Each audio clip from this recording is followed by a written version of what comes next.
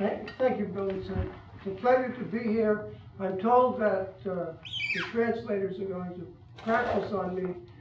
Many decades ago when I was a diplomat, they used to translate me first from Bronx into English and then from English into other languages. So, my plan is to talk for about 40 minutes. I'm going to set out a detailed argument which will appear in a monograph from the Center for Global Security Research at Lawrence Livermore Lab, and it should hit the streets next week. Basically, about a year ago, I was asked by Brad Roberts, the director of the Center for National Security Research, Global Security Research at Livermore, to do a paper on the agenda for nuclear disarmament of a new U.S. administration. It was an open mandate. And what I'd like to do today is summarize the key themes of that paper. Given the time available, I shall set aside some aspects of the paper, and in some places I will only sketch arguments that are developed at length in the paper. But given the amount of ground that I would like to cover in the time before you all get too antsy, let me get started. The new president, when he or she comes into office, or she or he comes into office, will need to address many specific questions about the future U.S. nuclear policy and posture. Questions ranging from how much to invest in nuclear modernization, in what ways, to how to respond to Russian nuclear saber-rattling. Woven throughout all of these questions that the new president will need to address is a further question: whether the United States should walk away from the Prague vision of nuclear abolition, or instead redefine the nuclear disarmament agenda in light of today's nuclear challenges and dangers, as well as the obstacles to abolition. Now, in exploring this question, the nuclear challenges and dangers provide the starting point. And let me simply remind ourselves, let me tick off a few of them. Political military confrontation with a Putin's Russia, conceivably on the road to walk away from 5 decades of US-Russian bilateral arms control, and re-infatuated with the usability of nuclear weapons. A growing danger of US-China strategic competition, from nuclear to cyber. North Korea's steady advance to the deployment of a nuclear-armed missile capable of striking the United States. Unprecedented, in my own lifetime, unprecedented polarization within the Nuclear Non-Proliferation Treaty, threatening the treaty's legitimacy and its effectiveness as the foundation for global non-proliferation. And the real, although uncertain and incalculable risk, of a next use of a nuclear weapon. Now, faced with the nuclear challenges and dangers that it will inherit, I believe that a central element of a comprehensive response by the new administration will need to be continued actions to revitalize nuclear deterrence, sustain nuclear modernization, and adapt U.S. and regional missile defense capabilities, all within the framework of strengthened defense and deterrence cooperation with allies in Europe and Asia. Now, for some persons, probably nobody here, but there will be some persons who will believe this when I give the same talk in Washington next week.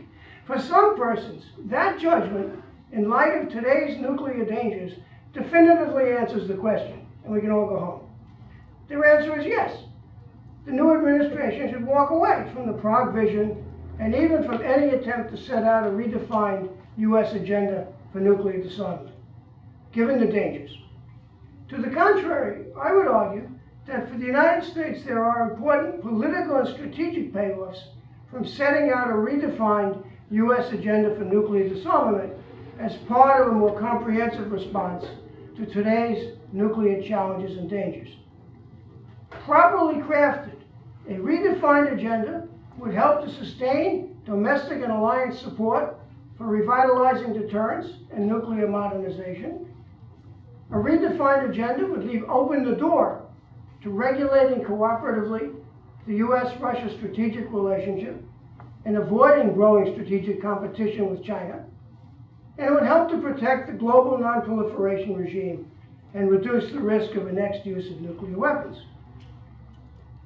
But the new administration's nuclear agenda needs to be redefined in light of the world the new president will confront, a world that is very different from Prague, as some of those nuclear dangers suggest, and in light of the lack of the essential building blocks of sustained nuclear disarmament progress.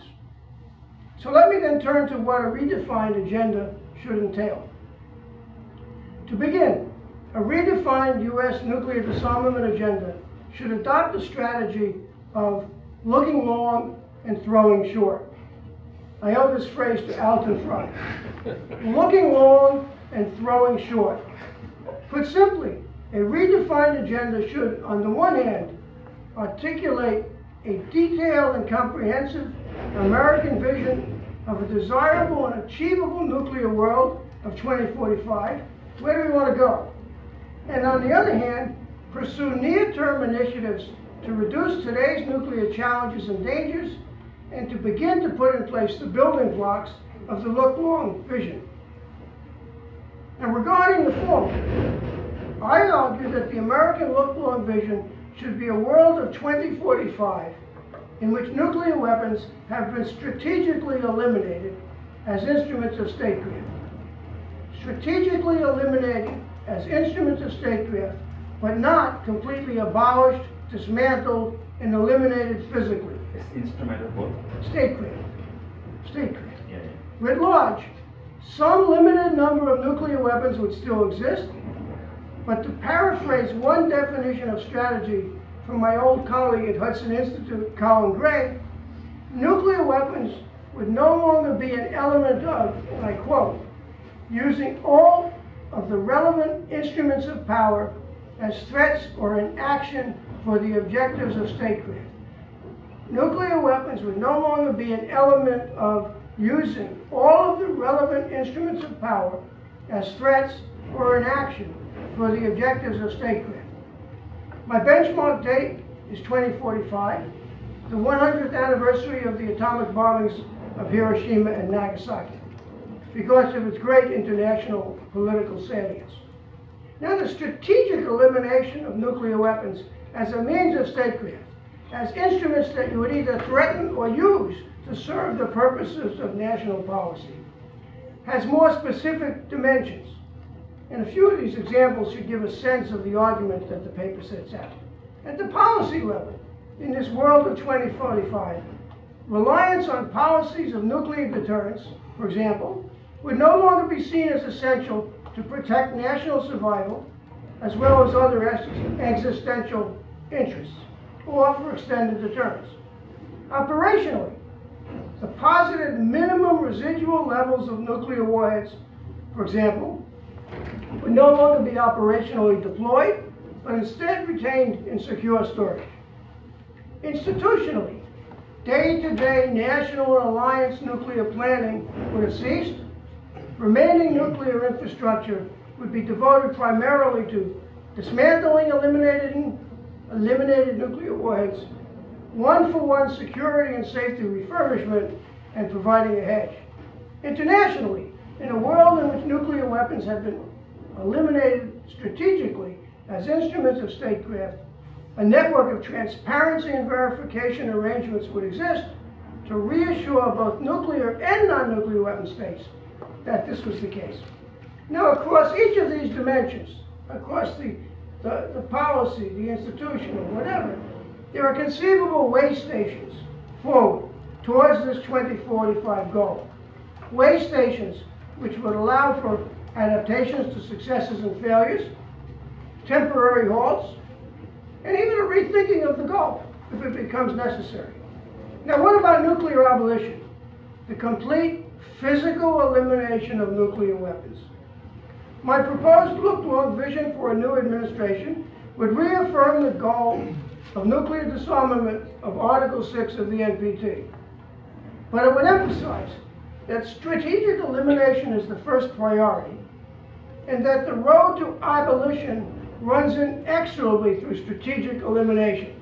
Until you can convince the nuclear weapon states of today that these weapons are no longer necessary as instruments of statecraft, they're never going to abolish them, eliminate them, take them up to wherever they'll take them, and crack them down to bare scrap and so on. Now, getting from the world of today to 2045 requires successful efforts to manage nuclear challenges and dangers of today. And doing so is the heart of some of the throw-short initiatives I will discuss. Getting from today to the 2045 world of strategic elimination requires as well putting in place needed political, security, technical, institutional, and domestic building blocks. There's a lot of hard work to be done. Political, security, technical, institutional, and domestic building blocks. Now, some of these building blocks already exist or are currently being put in place incrementally, even with periodic setbacks. I would argue that the building block of successful non-proliferation is being incrementally put in place, exists, even with setbacks and questions. Others of these building blocks are primarily of a technical nature, developing a transparency and verification concepts and technologies. Developing transparency and verification concepts and technologies. Primarily technical, and I think the challenges can be overcome. Other building blocks raise important, but not necessarily unmanageable changes to strategic thinking. For example, developing harmonized concepts of strategic stability amongst the big nuclear weapon states on the roles of nuclear weapons. Still others require very significant political military changes, ameliorating and then resolving those regional and global political conflicts that have a nuclear dimension. Not all conflicts. You're not going to be in a world of 2045 in which all conflict has ceased to exist. But to get to a world in which you have strategically eliminated nuclear weapons, you have to eliminate and resolve those conflicts that have a nuclear dimension, those conflicts where the states that have these weapons think that nuclear weapons make a difference and help. Finally, coursing throughout all the building blocks, if you're going to move from today's world to a world of 2045 of strategic elimination, is the need to gain cooperation from the other nuclear weapon states, to work cooperatively with the United States in advancing this look-long vision. Now, different persons will judge for themselves the prospects for putting in place the building blocks of strategic elimination of nuclear weapons by 2045. Suffice it to recall only here that comparably great political and strategic changes have occurred historically. Sometimes motivated by self-interest, sometimes spurred on by a combination of self-interest and strategic shock. Okay, enough of the look-long vision, where I think a new administration should argue it wants to get to by 2045. Let's shift to the other half of my proposed strategy. This is not me. This is sort of mood music for the future. Never happened before. This is a long talk. Okay. Enough on the look-long vision. Let me shift to the other half of my proposed strategy. Repeat the last minute. Throwing short to reduce nuclear challenges and dangers, and throwing short to begin to put in place the building blocks of this look-long vision. In the paper, I explore 3 baskets of throw-short initiatives.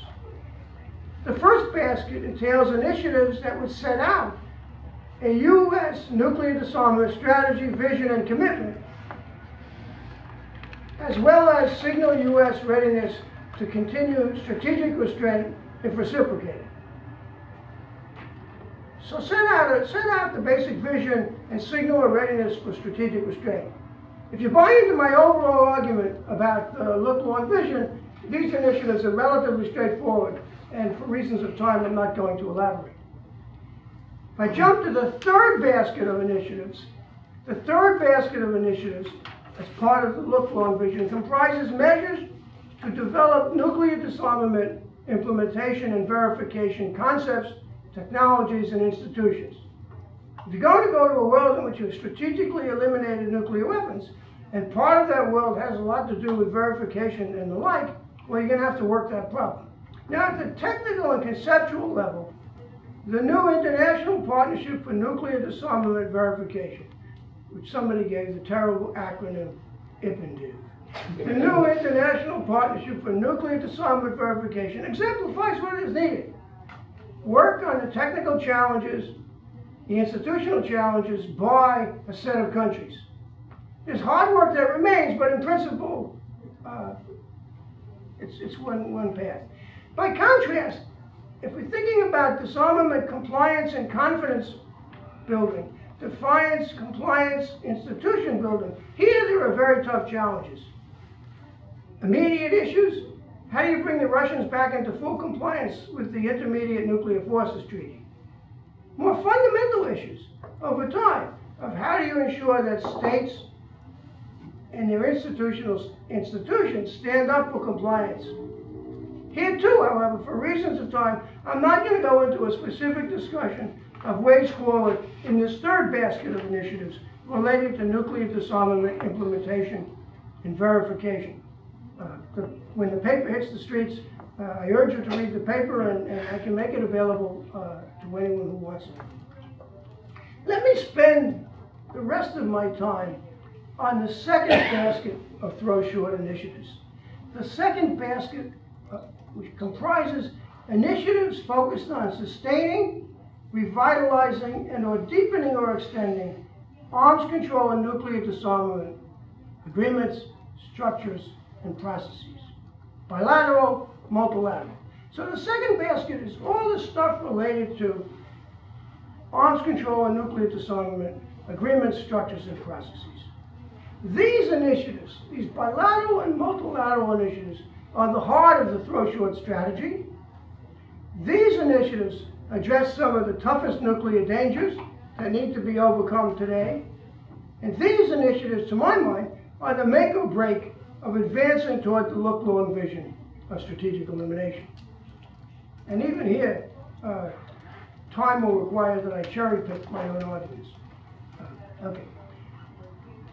Within this second basket of initiatives, the first initiative, efforts to sustain and then revitalize the U.S.-Russia bilateral nuclear arms control process. Essential if we're going to move forward. Why seek to do so? I think one should try to do so for two reasons. One, for the direct political and security benefits to both the United States and Russia of U.S.-Russian nuclear restraint, transparency, and cooperative engagement. It's valuable to both countries that we've had this 50-year process of strategic arms control. Second, for the NPT payoffs of a revitalized arms control process. Okay, so we should try to revitalize U.S.-Russian nuclear arms control. Okay, sounds great. How are you going to do so? It seems to me that pursuing this revitalization requires a mix of cooperative, measured, and tough-minded approaches, designed to convince Putin's Russia that bilateral arms control serves Russia's interests. At the core of this strategic case for Russian re-engagement in a bilateral arms control process with the United States and in its revitalization is making the argument and supporting it with actions that the breakdown of the 5 decades-long bilateral arms control process between Russia and the United States will leave Russia worse off.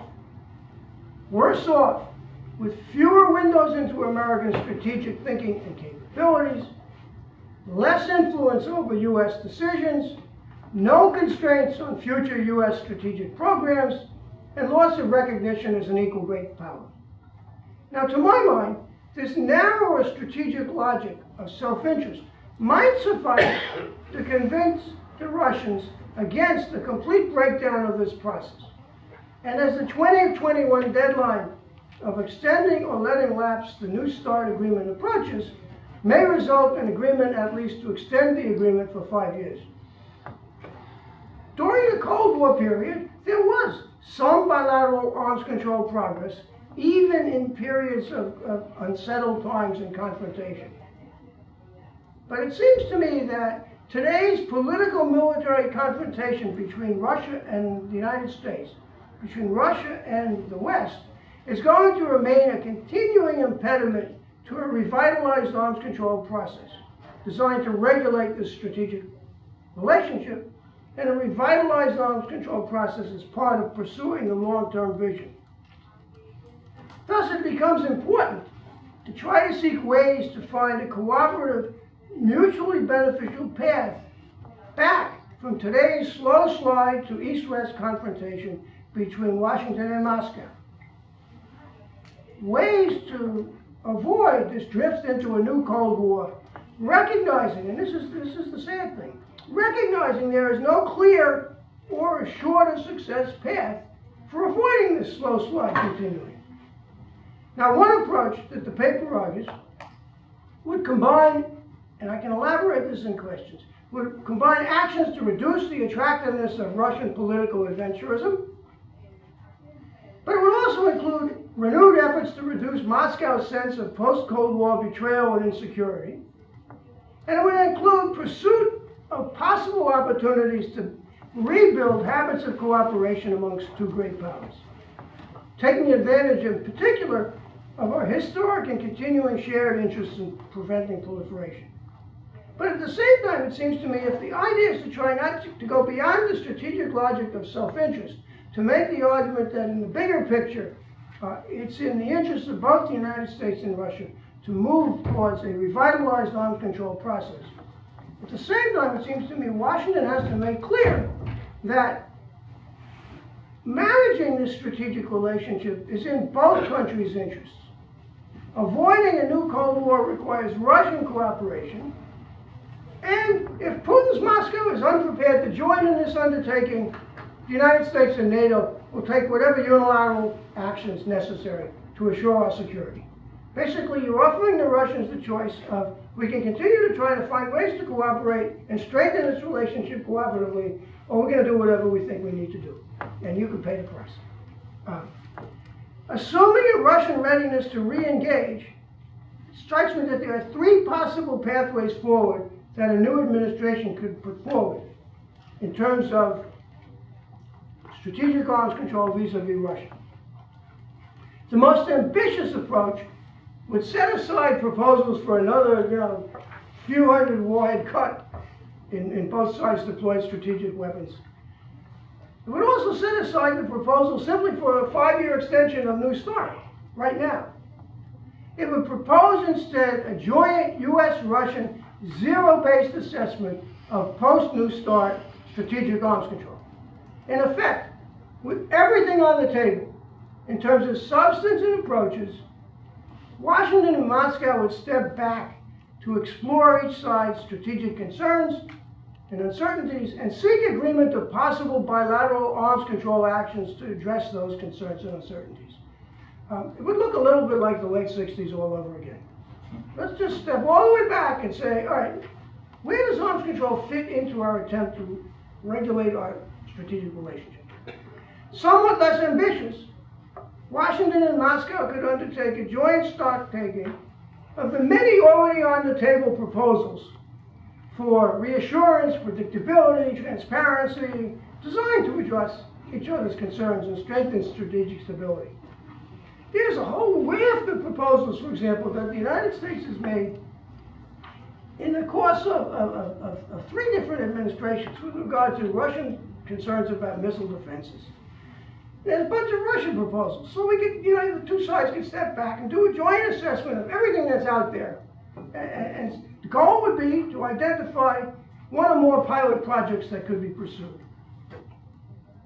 In this sort of category of somewhat less ambitious joint stock-taking, I think it would be very useful for U.S. and Russia to explore a strategic code of conduct and their precedents. We go back to the precedents of the Accident Measures Agreement, way back when in the 70s. Least ambitious, the renewed U.S.-Russian arms control engagement in a new administration could entail resumption of cooperative technical work between the two countries on verification. The Russians are part and parcel of the international Partnership for Nuclear Disarmament Verification. There was a lot of bilateral work done by the United States and Russia in the 90s into the early 2000s.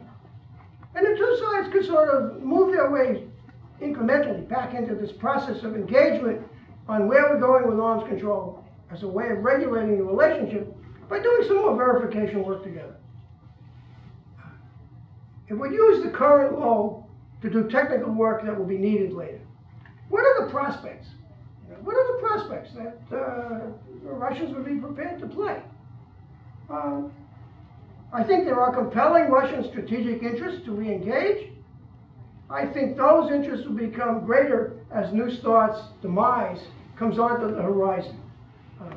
Optimist that I am, I absolutely believe those interests will become greater as the 2020 NPT Review Conference comes onto the horizon.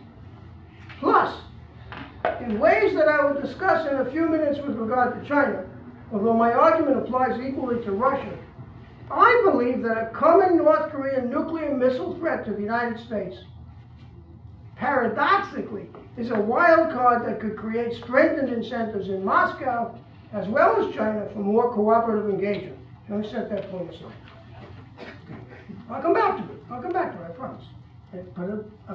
Let me turn to a different but closely related throw short initiative in this second basket of activities related to arms control and disarmament, structures, agreements, and processes.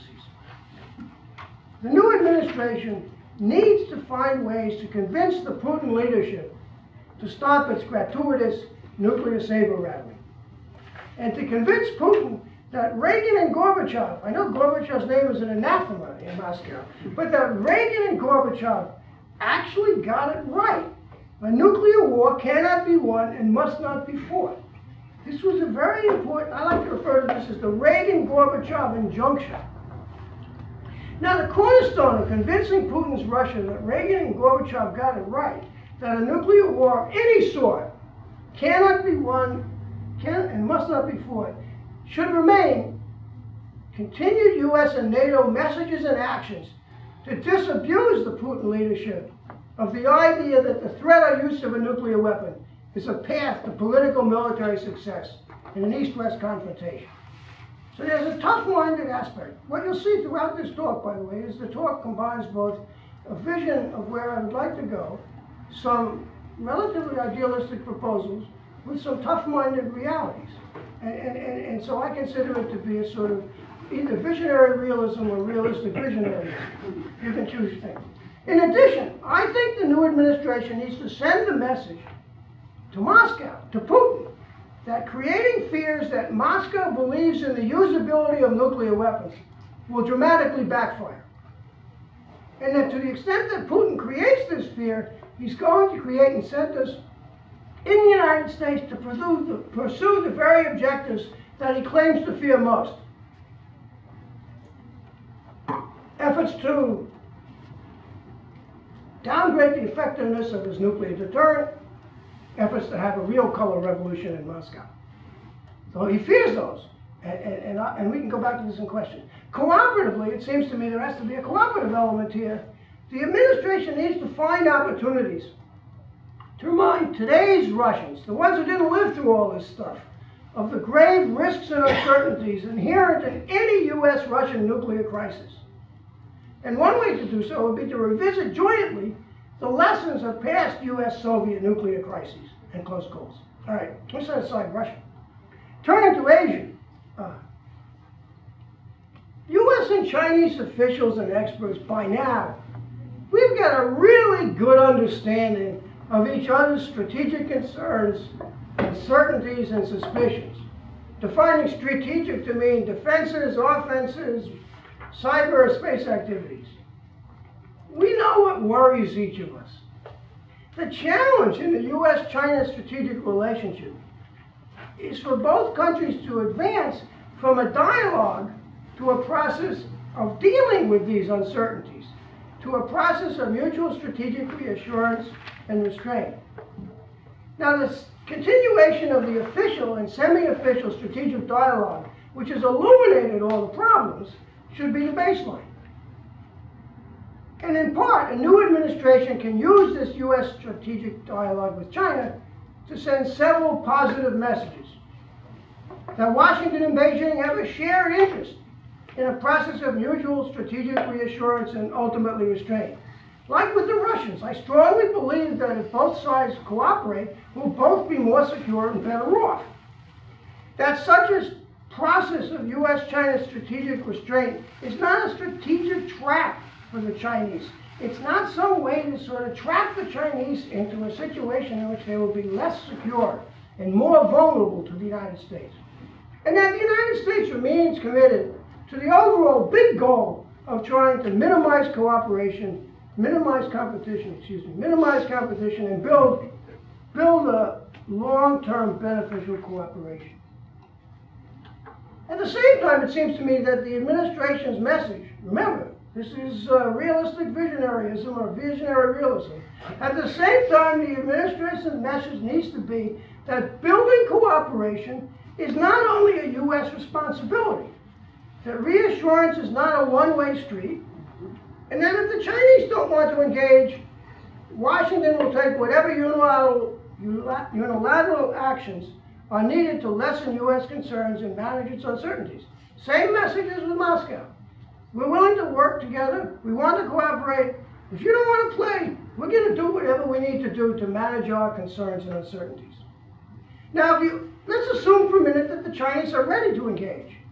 I think a first step would be to explore what a process of mutual strategic reassurance would entail. There's a whole bunch of reassurance and predictability measures already out there on the table. Some of them have to do with data and information exchanges. Some of them have to do with joint assessments. Some of them have to do with tabletop exercises. There are confidence building measures. So the first step would be to step back, hopefully officially, if not semi-officially, with U.S. and Chinese officials, to my best case, to look at all these measures. And the objective would be to identify and explore packages of measures that would address U.S. uncertainties about China's nuclear modernization, Chinese uncertainties about the threat of U.S. missile defenses and conventional strike to China's limited nuclear deterrent, and both countries' concerns about conventional attacks by the other against strategic assets. Promising measures could be identified in this process of an official assessment of ideas already out there, and then implemented. Perhaps in pilot projects. You might start small. You might just choose, one particular area in which you'd want to do a pilot project. See how it worked. At best, I would argue that a future U.S. process of mutual reassurance between the U.S. and China would be a stepping stone to a more comprehensive process of mutual strategic restraint. Mutual reassurance leading to mutual strategic restraint. It's not arms control. Chinese don't do arms control. It's not arms control. At its core would be negotiated understandings on particular restraints, that they might be expressed politically, they might be applied asymmetrically, but each side would in effect be identifying restraints that it would be prepared to live with going forward. Why? Because it would serve both countries' interest in avoiding growing strategic competition. Okay, now for you skeptics who thought I would not return to it. Now let me return to my point about a future North Korean nuclear missile threat to the American homeland, on the prospects for U.S.-China and U.S.-Russia strategic engagement. I'm going to set aside, for reasons of time, an argument about my proposal that the administration pursue a two-track approach to North Korea, trying on the one hand for a comprehensive settlement of all the issues, including the nuclear issue, and on the other hand, being prepared to take whatever steps are necessary for nuclear deterrence and defense, vis-a-vis nuclear North Korea. Let me set that aside. Let me posit that efforts to come to some sort of a comprehensive settlement with North Korea again prove unavailing. I mean, we've been trying to solve this problem for a long time. So let's posit that pursuit of denuclearization within a broader political economic settlement doesn't work. And that North Korea continues on the path to credibly acquire and deploy a nuclear missile threat to the American homeland. Maybe it's sea-based, maybe it's an ICBM, but it's a credible threat to the American homeland. I would argue that a North Korean nuclear missile threat to the American homeland will almost certainly create great official, military, congressional, expert, public, allies, arguments for the United States to take whatever unilateral actions are deemed necessary to protect the United States and its allies from a 33-year-old unstable kid in possession of a nuclear missile that could take out Los Angeles. And maybe if it went astray, it'd just end up in Monterey instead. The galvanizing impact, I believe, the galvanizing impact of Sputnik is an apt analogy. Sputnik occurs, and suddenly the Americans begin to act in ways that we always knew were possible, but weren't happening. In the conceivable requirements list, the conceivable requirements list of defensive and offensive, conventional and non-conventional options for what I would call full spectrum protection against the North Korean nuclear missile threat is easy to generate, and it's quite comprehensive. In the theater, across the Pacific, back here at home. Indeed, I would argue that even before the nuclear missile threat becomes real, 2 years from now, 4 years from now, 3 years from now, 1 year from now, the new administration is going to face a choice. And the choices the new administration will face vis-a-vis this North Korean nuclear missile threat will be prepare and begin to take whatever actions deemed necessary for full spectrum protection, regardless of the spillovers for strategic relationships with China and Russia. Do whatever is necessary and forget about whatever implications there are for Moscow and Beijing. Or, and this is where the choice comes in, or at the same time explore ways with China and Russia, Beijing and Moscow, to minimize the spillovers for the U.S.-China and U.S.-Russia strategic relationships. I would argue that for Beijing and Moscow, once the North Korean nuclear missile threat, hits the front pages, you can see how it's going to happen. The Washington Post will have an article which says that the Director of National Intelligence briefed the President this morning in the Oval Office that the judgment of the intelligence community is that North Korea now can strike Los Angeles with a nuclear-armed missile. Everything leaks in Washington. At that time, Beijing and Moscow will face their own choice, I would argue. Prepare and begin to take whatever unilateral actions they deem necessary to respond to American unilateral actions, or explore ways with Washington to minimize the spillovers for their own strategic concerns and interests.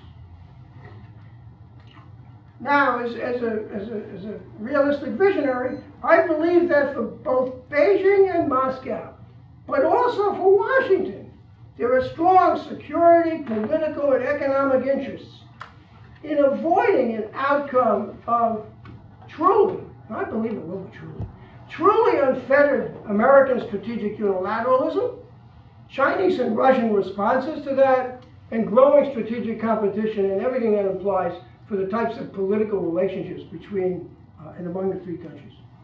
For that reason, I contend that a North Korean nuclear missile threat could very well tip the balance in favor of Beijing's readiness to engage in a process of mutual reassurance and restraint that would offer Beijing an opportunity to make U.S. strategic responses more predictable and subject to Chinese influence, even if in exchange for greater predictability and U.S. influence over Chinese strategic activities.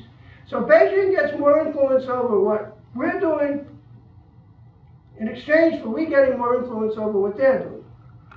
I think it would strengthen the logic in Moscow of sustaining and extending the bilateral arms control process for the same sort of reasons. And although it's not in my talk, it will be in the talk next week, I think for Washington, the possibility of strategic engagement with both China and Russia, as opposed to growing strategic competition and a worsening strategic relationship, could very well tip the balance in Washington to the extent that there are skeptics about the idea of strategic engagement here. Okay, time is getting short. I'm almost out of time. So let me highlight only 3 other throw-short initiatives within this big arms control and disarmament basket. Let's go beyond the bilateral agenda. Go beyond U.S.-Russia, revitalizing that relationship in terms of arms control. Go beyond convincing Putin that Reagan and Gorbachev got it right. Let's go beyond U.S. and China. The new administration, as part of a redefined nuclear disarmament agenda, should press the other P5 countries. You know, the P5, you know, the United States, the Russians, the Chinese, the French, and the British. Press the other P5 process to deepen and extend the so-called P5 process, and make it a means to address nuclear dangers, and make it a means to put in place the building blocks of nuclear disarmament. Top priority here, I would argue, should be the P5 discussion of how a next use of a nuclear weapon could come about, and more importantly, all the ways that the P5 countries, either all 5, 3 of them, 2 of them, you know, could cooperate to avoid and reduce the risk of a next use. At the multilateral level, engagement with the NPT non-nuclear weapon states is essential, given the dangers of today's polarization. Compared to the so-called step-by-step approach to nuclear disarmament set out by the United States and other P5 countries, but widely discredited in the eyes of virtually all non-nuclear weapon states, a look-long vision of strategic elimination is likely to be a much more credible and effective basis to reduce that polarization and build or rebuild cooperative engagement within the NPT community. Why? Unlike step-by-step, it offers a detailed goal with specific dimensions. It sets out way stations to that goal. It identifies building blocks and commits to their pursuit, and it aims to realize strategic elimination by 2045. Ultimately, the prospects for rebuilding cooperative engagement among the NPT parties, however, depend most on advances towards the look-long vision. Again, at the multilateral level, I think it's time to take a more ambitious approach to negotiation of limits on fissile material for nuclear weapons. At the least, the new administration should support an expanded scope of a fissile material treaty to include declarations and other transparency measures for past productions and existing stocks, not simply a production cutoff. Doing so would have greater NPT payoffs. Doing so would strengthen transparency needed as a building block for the look-long vision. You know, and come on, greater transparency is consistent with the American support for nuclear transparency in everything we've done. It's in our wheelhouse. I would argue that when the new administration takes office, if the Geneva Conference on Disarmament, CD, remains unable to begin negotiations, the United States should acknowledge that the CD is a dead end and pursue a different negotiating mechanism. Dismantle it.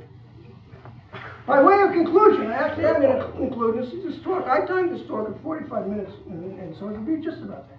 By way of conclusion, my argument for a redefined U.S. agenda for nuclear disarmament will be challenged. It's going to be challenged in different ways, though. Advocates of nuclear abolition will argue that a goal of strategic elimination by 2045 does not go far enough. Advocates of tough-minded defense policies, some of which I support, will warn that a redefined nuclear disarmament agenda will be used by nuclear disarmament advocates to oppose actions to revitalize deterrence and sustain nuclear modernization. Others will argue that Russia and China will never engage constructively. Still other persons will judge that, oh, okay, sounds like a good approach. But even if we assume goodwill and cooperation by many countries, we will never be able to put in place the building blocks for strategic elimination of nuclear weapons by 2045, if ever. That applies as well, by the way, to abolition. So those are, I think there are responses to these arguments. More important, implicit in these criticisms of the argument that the administration should redefine the U.S. nuclear disarmament agenda with a look-long vision and a throw-short set of initiatives. Implicit is going to be a further question. What if the new administration sets out the redefined agenda? What if the agenda actually continues to guide U.S. strategy going forward? But for whatever reason, it just plain proves too difficult to get from today to a 2045 world of strategic elimination. We set out a vision of a world in which nuclear weapons have been strategically eliminated. We begin to work hard at the actions needed to move us in that direction, and we just can't get there. Even if that is the outcome, articulating and pursuing a look-long vision of strategic elimination and associated throw-short initiatives will leave the United States no less secure, and very possibly considerably more secure.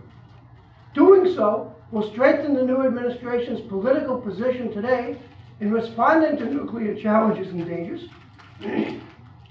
Whatever progress we actually manage to achieve in terms of these initiatives, whether it's with the U.S. and Russia, whether it's with U.S. and China, whether it's amongst the P5 in terms of building blocks and risk, whatever progress we achieve will reduce nuclear challenges and dangers. And not least, if between now and 2045, a next use of nuclear weapons cannot be prevented, the goal of strategic elimination provides an all the more necessary lodestar to shape what is going to be a very intense national and global debate about nuclear choices. And the choice will not simply be on the table, hey, now we got to eliminate nuclear weapons. The choice will be on the table that, hey, now we have to get nuclear weapons.